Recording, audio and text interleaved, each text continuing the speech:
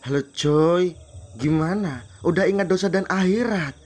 Wow, seperti saya dong, merinding.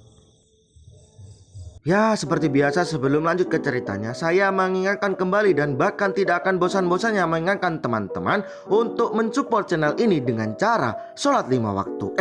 Dengan cara klik tombol subscribe dan notifikasi agar tidak ketinggalan review film menarik lainnya. Udah siap? Gaspol!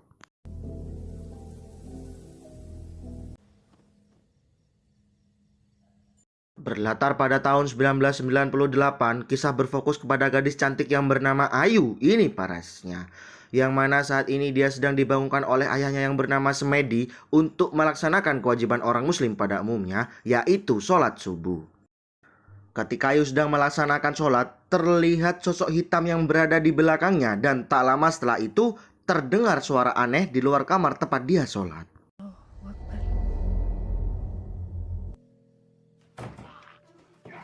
Setelah Ayu selesai sholat, dia mendapati dua pria misterius yang entah apa motif si pria ini menyiksa ayahnya. Ayu memberikan perlawanan dengan menggigit pipi si pria misterius ini, tapi naasnya sang ayah tewas dengan cara dipenggal, sedangkan Ayu menyaksikan dengan mata kepalanya sendiri.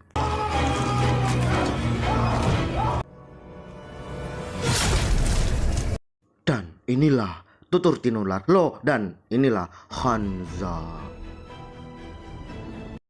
2 tahun kemudian setelah tragedi yang menimpa Ayu, saat ini Ayu sedang bekerja sebagai penjaga toko baju dan dia adalah pemiliknya. Dia adalah Suratman atau kita panggil saja Ratman yang dari gerak-geriknya sepertinya tertarik kepada Ayu. Suratman. Dia adalah Riri, orang yang selalu saja iri dan dengki kepada Ayu, yang mana Riri mempunyai skill bacotan dengan level maksimal dan tidak terpelajar. Dasar perempuan murahan. Meledak. Setelah seharian bekerja, Ayu akhirnya pulang ke rumah dan membeli mainan untuk oleh-oleh kepada adiknya. Ini orangnya. Dia ibu tiri Ayu, kita panggil saja ibu, yang senantiasa menyayangi Ayu seperti anaknya sendiri. Dan dia adalah kakek Ayu. Sedari tadi ngobrol dengan ibu Ayu, yang inti dari obrolannya adalah supaya Ayu, adik dan ibunya tinggal saja di rumah kakek, dan ruko yang menjadi tempat tinggal Ayu saat ini akan dijualnya saja. Kamu yang tentukan. Singkat cerita, malam pun tiba. Ayu sudah mengantar pisang ke tetangganya dan memanggil-manggil sambil melihat-lihat isi rumah ini. Kemudian Ayu melihat tongkat ular keramat yang mengingatkan masa lalunya. Ternyata ibu kandung Ayu tewas dengan cara yang sangat mengenaskan, seperti digigit ular di lehernya. Entah apa yang sebenarnya terjadi, tetapi yang jelas Ayu bersembunyi di dalam lemari dengan memegang tongkat ular keramat ini di tangannya. Dia adalah Sarwo. Ternyata ayah Ayu dulunya adalah seorang dukun, dan Sarwo adalah rekan ayahnya yang menjadi dukun juga. Karena Sarwo adalah teman baik ayahnya, tongkat ular keramat ini diberikan kepada Sarwo agar Sarwo menjaga tongkat yang amat sangat keramat mat ini. Kemudian Sarwo memberi saran kepada Ayu, jika kakeknya menjual ruko yang ditempati Ayu saat ini, lebih baik pindah saja ke rumah ayahnya yang sudah diwakafkan. Sentot masih ngotot mau jual ruko. Musola ini dulunya adalah rumah sang ayah, karena sang ayah adalah orang yang sangat amat kaya, kemudian mewakafkan rumahnya menjadi musola, dan Ayu berniat sholat di musola ini. Nampak di dalam ada orang yang sholat sendirian, kemudian ada yang ingin menjadi makmum, dan tiba-tiba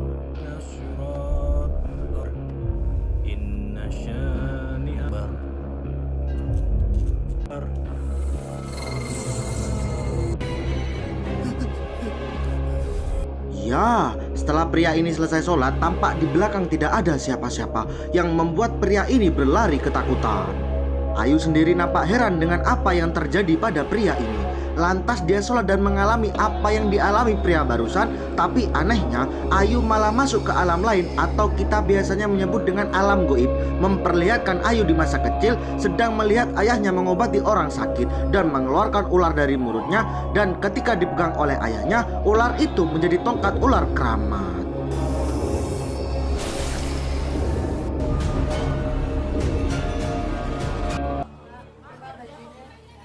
Singkat cerita, pagi pun tiba. Di saat Ayu sedang bekerja, lagi-lagi Riri dengan petentang-petente memarahi Ayu karena Ayu adalah anak dukun sehingga mengira bahwa Ayu mempunyai penglaris yang membuat tokonya laris manis. Sedangkan tokonya Riri sendiri sepi tanpa ada pembeli. Dan tak hanya itu, Riri bahkan sampai menyinggung almarhum ayahnya Ayu yang sudah mati dipenggal karena menjadi dukun santet. Dan tiba-tiba, Anak tukang santet.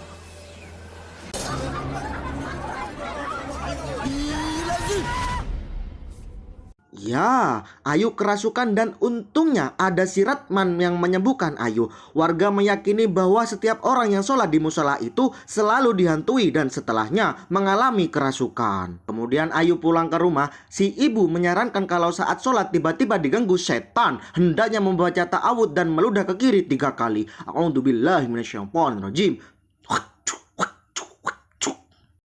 Setelah mendapat saran dari ibunya, lantas Ayu sholat yang lagi-lagi diganggu sama jin yang ada di tempat ini. Kemudian mempraktekkan apa yang disarankan oleh ibunya, akan tetapi... iya, setannya bukannya hilang, malah bertambah banyak. Dan lagi-lagi Ayu masuk ke dimensi lain. Kali ini diperlihatkan Ayu membantu ayahnya mengobati pasiennya sambil bergaul dengan setan-setan peliharaan ayahnya. Dan karena hal ini, Ayu mengalami kesurupan kemudian akan diruqyah sama kakeknya. Singkat cerita, terlihat di rumah Ayu sedang ramai warga untuk mengintimidasi Ayu dan keluarganya karena akibat perbuatan Ayu di pasar yang mencekik lehernya Riri dan profesi ayahnya yang menjadi dukun membuat Ayu dan keluarganya dikucilkan oleh warga setempat. Setelah para warga ini bubar, si ibu menasihati Ayu yang intinya Ayu harus bersikap baik dan normal seperti anak muda pada umumnya, kemudian mengajak Ayu untuk tinggal di tempat kakeknya saja. Tetapi Ayu membantah bahwa Ayu benci kakeknya karena sang kakek berusaha menguasai harta ayahnya. Supaya dia bisa mudah menguasai harta bapak. Kemudian Ayu pergi ke musola untuk sholat yang lagi-lagi diganggu setan dan lagi-lagi masuk ke alam lain dan tiba-tiba...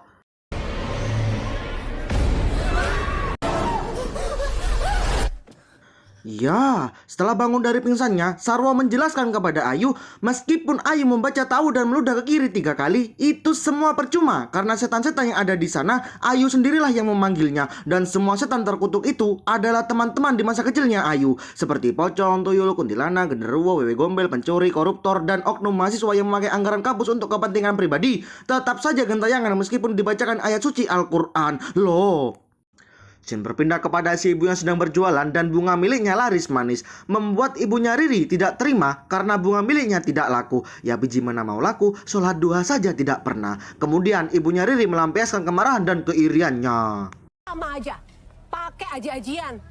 Akibat keramaian ini membuat Ayu sampai mendengarnya kemudian menghampiri ibu dan melihat begitu petentang-petentengnya ibunya Riri ini. Tiba-tiba ada ular seperti film di Indosiar yang sering saya lihat waktu kecil dulu lewat di bawah selangkangan Ayu yang membuat ibunya Riri ini terkena azab karena perbuatannya.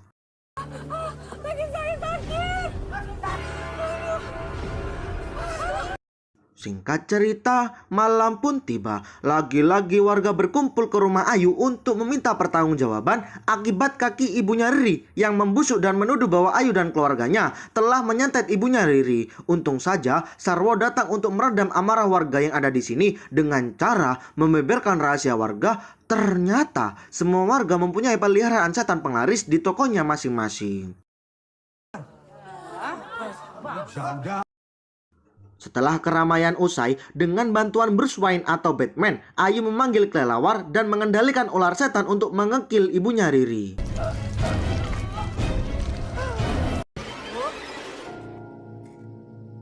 Keesokan paginya warga kembali berkumpul ke rumah Ayu agar mendesak Ayu dan ibunya mengaku saja bahwa telah menyantet ibunya Riri. Tetapi Ayu dan ibu tetap bersikeras bahwa mereka memang benar-benar tidak menyantet. Dan untuk membuktikan bahwa mereka tidak bersalah, Sarwo memberikan jalan pintas dengan cara sumpah pocong. Kemudian Ayu langsung menyetujui saran dari Sarwo, tetapi warga menginginkan ibunya Ayu yang melakukan sumpah pocong karena kematian ibunya Riri terjadi setelah bertengkar dengan ibunya Ayu. Dan dari alasan ini, si ibu mau tidak mau harus melakukan sumpah pocong ini.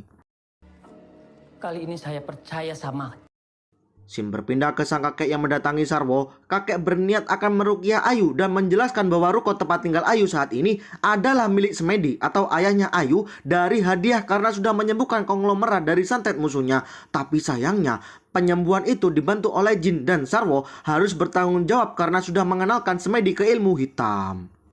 Tapi sampean jangan merasa yang paling benar. Aku juga punya Tuhan meskipun berbeda. Jangan-jangan sampean yang menjadi sumber masalah bagi Ayu. Dan sekarang sampean yang menguasai harta ayahnya Ayu. Dan apakah ruqyah yang sudah dan yang akan dilakukan seikhlas seperti apa yang sampean katakan? Katanya. Ayu tidak percaya sampean.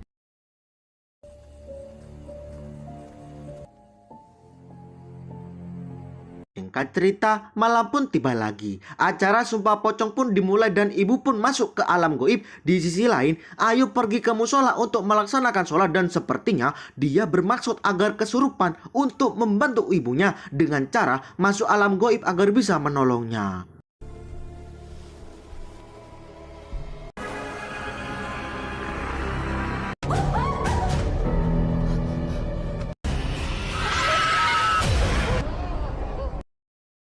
Singkat cerita, kakeknya Ayu yang berniat untuk menjual ruko ini menyuruh pembeli datang untuk memeriksa ruko ini terlebih dahulu. Setelah pembeli pulang, ibu Ayu meminta agar pindah saja ke rumah kakek karena ruko ini banyak sekali syaiton bekas peliharaan almarhum ayahnya. Dan si ibu ingin agar keluarganya bersih dari godaan syaitan. Tapi tiba-tiba Yang ada yang wajahnya terluka. Mereka bersekongkol. ya, Ayu mengalami kesurupan kemudian menjelaskan tragedi pemenggalan ayahnya. Ternyata pria misterius yang pipinya luka akibat gigitan Ayu kenal dengan kakeknya. Hal ini membuktikan bahwa kakeknya juga terlibat dalam tragedi yang dialami Ayu dan ayahnya. Setelah Ayu bangun dari pingsannya, kemudian melihat jam yang sudah menunjukkan hampir jam 6 maghrib. Langsung saja Ayu berangkat menuju tempat kerjanya. Entah gara-gara Ayu telat atau gara-gara hasutan warga, tiba-tiba Ayu dipecat dari pekerjaannya. Kamu ibu pecat. Berkerut keningku melihat tanda merah.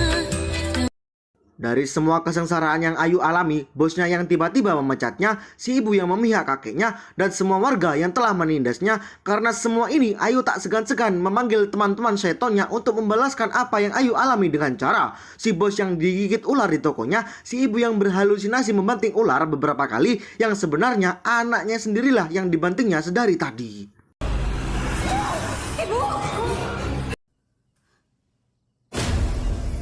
Karena kejadian ini membuat ibunya merasa tidak pantas untuk hidup, yang lagi-lagi berhalusinasi bertemu dengan suaminya untuk menjemputnya dengan cara bundir di samping Ayu dan jasad adiknya.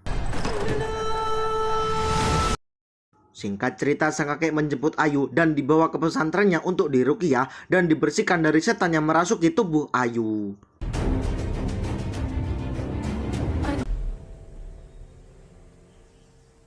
Dia adalah nenek Ayu. Nenek berusaha menjelaskan bahwa semua dugaan Ayu tentang kakeknya yang berusaha menguasai harta ayahnya adalah salah.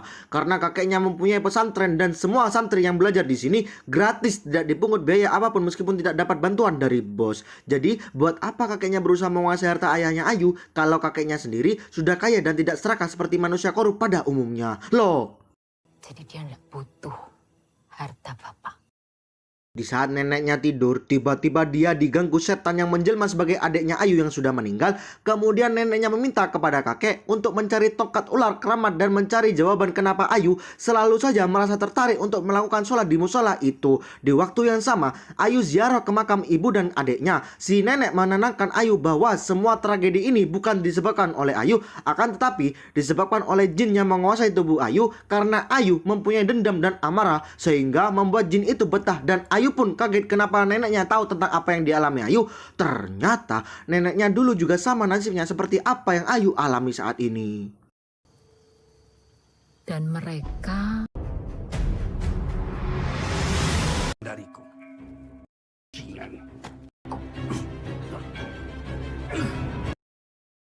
Akhirnya dilaksanakan ruqyah untuk membersihkan setan-setan yang ada pada diri Ayu. Sang kakek bertanya kepada Ayu, apakah Ayu ikhlas diruqyah? Gara-gara masih teringat dengan apa yang terjadi kepada ayahnya, Ayu tidak ikhlas untuk diruqyah. Kamu akan dibersihkan dari segala.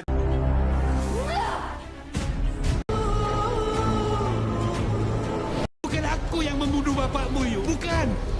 Dan ya, dari sini terungkap semua bahwasannya yang merencanakan pemenggalan ayah Ayu adalah si Sarwo. Dan yang Ayu gigit pipinya saat itu adalah anak dari kakeknya Ayu yang terobsesi untuk menjadi sakti dengan cara belajar kepada Sarwo. Jikalau ingin menjadi sakti, maka ambillah tongkat ular keramat yang dimiliki Semedi. Dan ya, maka terjadilah kejadian naas yang dialami Ayu dan ayahnya.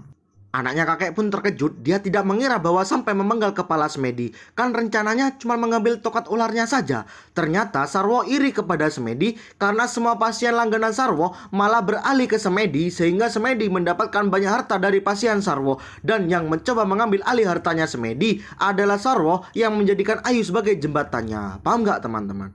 Ya pokoknya yang jahat sebenarnya Sarwo, udah itu aja. Sarwo yang jahat, Semedi enggak, kakeknya enggak, yang jahat Sarwo. Tetapi Ayu tetap tidak bisa menerima kenyataan bahwa kakeknya menyembunyikan kebenaran atau diam saja ketika terjadi tragedi. Dan oleh karena itu, setan yang ada di dalam tubuh Ayu mengamuk dan menyerupi atau membuat kesurupan anaknya si kakek agar anaknya kakek ini menghabisi kakek-kakek. Yang mengharapkan ampun. Aku harus mati. Kemudian setelah sadar dari kesurupan, dia tidak habis fikri dengan apa yang telah dia perbuat. Karena tak kuasa akibat apa yang telah ia lakukan, anaknya kakek langsung melakukan bundir pada saat itu juga. Sisa si nenek yang masih hidup tak kalah kuat dari kakek. Ternyata nenek juga punya ilmu untuk menyembuhkan Ayu dan akhirnya Ayu pun sadar dari kesurupannya ini. Samawati wa ma fil ardh.